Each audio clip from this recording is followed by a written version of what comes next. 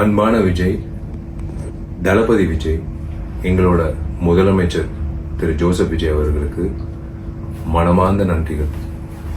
இது ஒரு மிகப்பெரிய ஒரு ரிலீஃப், மிகப்பெரிய ஒரு சாதனைன்னு சொல்லுவேன். நீங்க இன்னைக்கு எடுத்த முடிவு, உங்க அரசாங்கமும் நீங்க ஒரு சிஎம்மா 717 மதுபான கடைகளை மூட வைக்கிறது, முக்கியமா கல்வி ஸ்கூல்ஸ் பக்கத்துல, முக்கியமா இப்போ கோயில் பக்கத்துல, முக்கியமா பொதுமக்கள் நடமாறும் பக்கத்துல 717 கடைகள் நீங்க 2 வாரத்துல மூட சொல்லி உத்தரவு விட்டது ரொம்ப ரொம்ப நன்றிங்க. Hats off to you dear CM.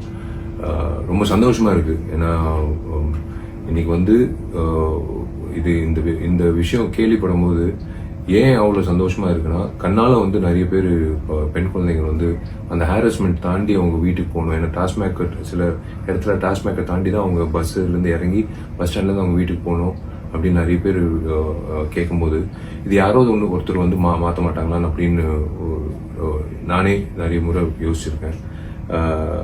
இப்போ அது நடைமுறை செயலுக்கு வரும்போது உண்மையிலேயே ஐ சல்யூட் யூ.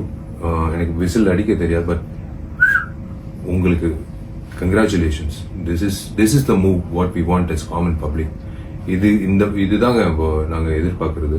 ஏன்னா இது அஃப்கோர்ஸ் கவர்மெண்ட்டுக்கு ஒரு வருமானமா வரும் டாஸ்மேக், அது எல்லாருக்கும் தெரியும். 20,000 கோடிக்கு மேல வரும். பட் இருந்தாலும் நீங்க அந்த ஒரு விஷயம் 717 மதுபான கடைகள் நீங்க மூடுறது ஒரு மிகப்பெரிய ஒரு ரிலீஃப் கொடுக்கும், சந்தோஷம் கொடுக்கும் எத்தனையோ பேருக்கு, பொதுமக்களுக்கு, பெண்களுக்கு,